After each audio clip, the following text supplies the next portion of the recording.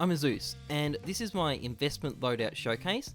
It's a bit of an unorthodox loadout video because normally when people do these, they'll show off, their knife, their gloves, all the really exotic, expensive skins.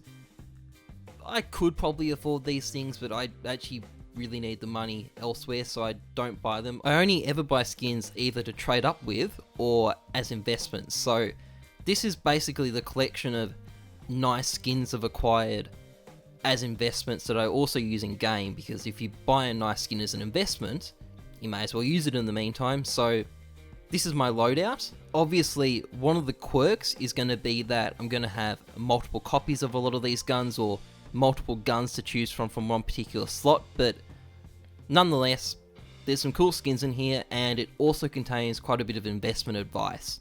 So please enjoy. Oh, and don't forget to enter my ×2 AK Vulcan giveaway, which is being drawn in about 6 days from now, so check it out.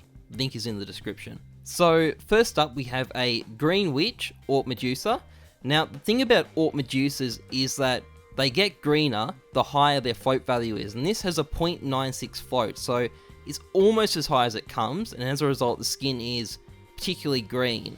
Now I bought this skin shortly before the operation was extended, the last operation, Operation Hydra, for $415. Because the operation was extended, the price crashed to about $360.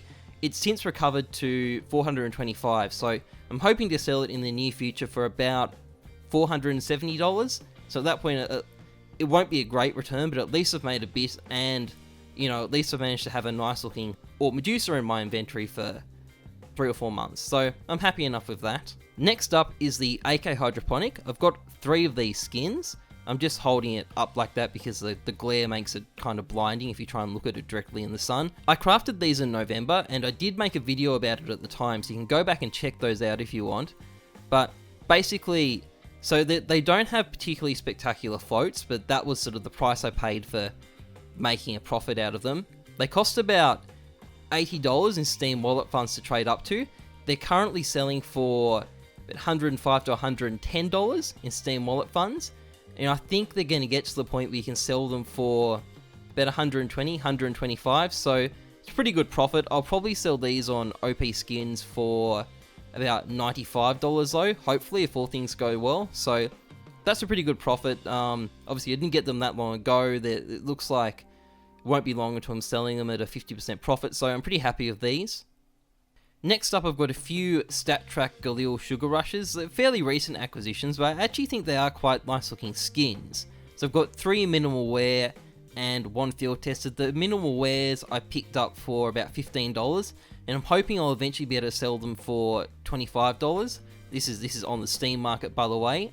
And the field tested I think cost about $9.50, and I'm hoping to be able to sell that one for about $15. So not mad amounts of money, but nice little returns, and I actually just think the Sugar Rush is kind of a cool looking skin, so that's why I made sure I included it here. For my CT-sided orb, I'm brought to a skin that I've been hyping long and hard, the Onitaji. I've got 6 of these altogether. I've got 3 factory news with floats of around 0.033, and 3 minimal wears with floats of around 0.074, so really nice floats. Because I got them out of risky trade-ups, it's a bit hard to quantify how much I paid, but we can look at how much the skins have increased in price since the Hydra case was discontinued. These have all been crafted since that case was discontinued.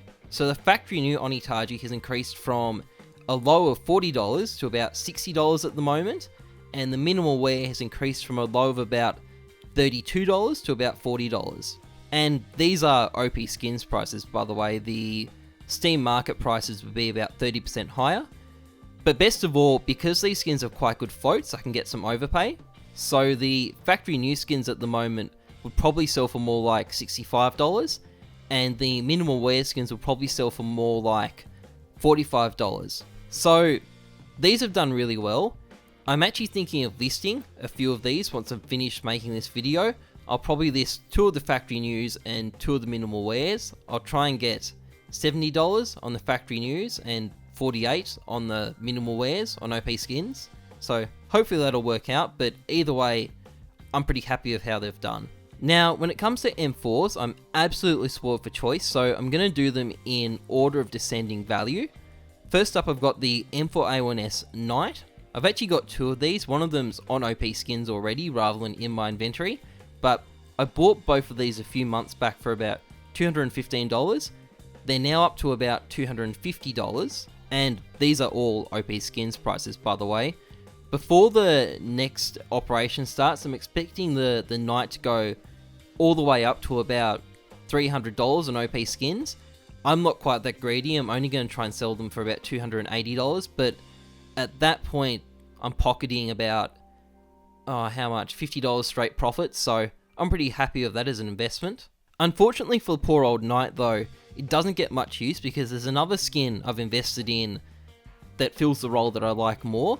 So I've got a shit ton of these M4A4 Hellfires. I've got a StatTrak Factory New, a StatTrak Minimal Wear, a Factory New, and 10 normal minimal wears. The one you can see in this is the StatTrak Factory New. Now, the non-StatTrak Minimal Wear Hellfires were all crafted, and I do have sort of a rough estimate about how much it costs me to craft them, because basically you get one Cobra Strike and one Sugar Rush for every single skin you craft, and I know how much you lose when you get one of those, so I think they cost around $4.50 each if you include that loss into the cost of the skins required to do the trade up to craft each of these non-StatTrak minimal wear Hellfires.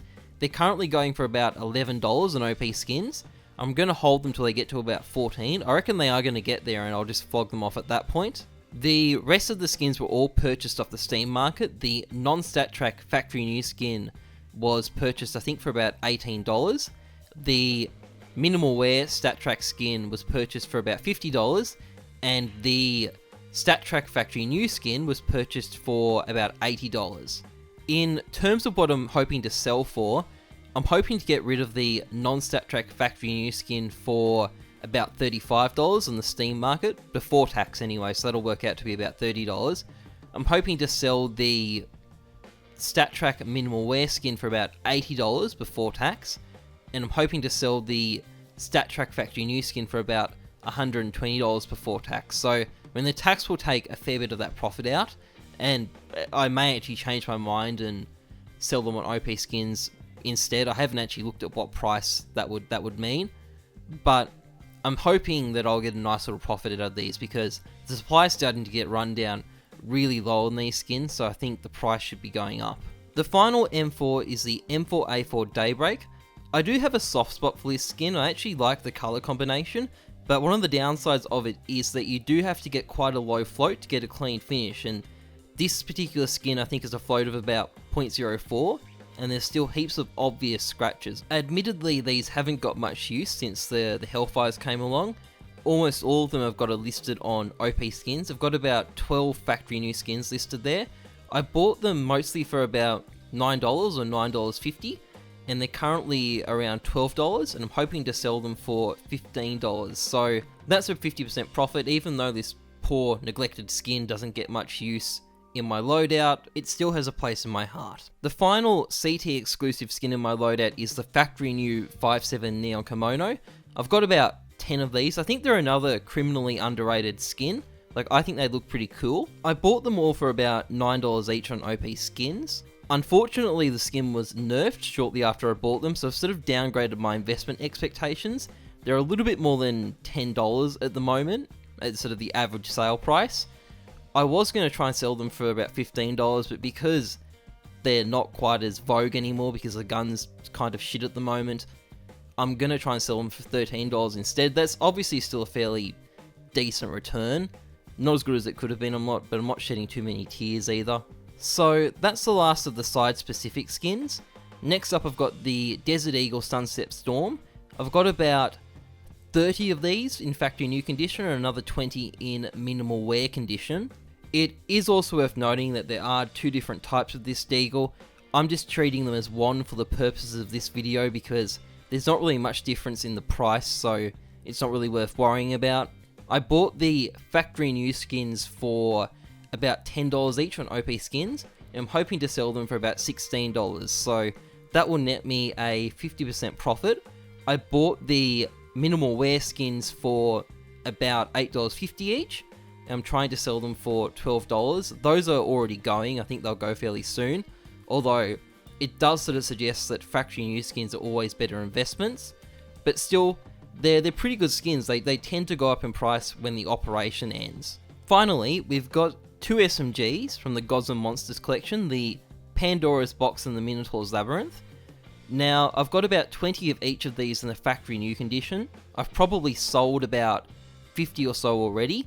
Basically, to get them, I traded up for them using P2000 Pathfinders, which I bought for about 50 cents each on the Steam market. So they cost about $5 in Steam market funds. And from this, I got factory new skins in quite a good condition. They're all basically below 0.02.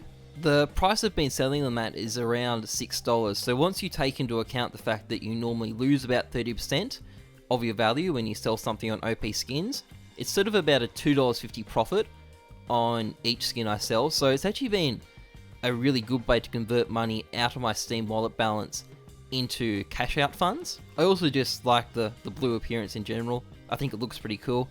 If you had bought some of these up at a low point in their price on OP skins though, you would have been buying them for around $4 a piece. And if you sell them now for $6 after the OP skin sales tax, you'll be making about a $2 profit, so that's a 50% return. Producing them also provided me with a very convenient source of materials for trade-up videos in the past that went very well. So yeah, I've been really happy with these, they're a good investment. So that's pretty much it for my investment loadout showcase. It might not be the flashiest loadout ever, but hopefully it gave you an idea about how to make some money investing in Counter-Strike skins. If you enjoyed this video, please leave a like, comment, subscribe, I'd really appreciate it. Otherwise, trust the numbers, not your gut. I'm Heyzeus. Thanks for watching. See ya.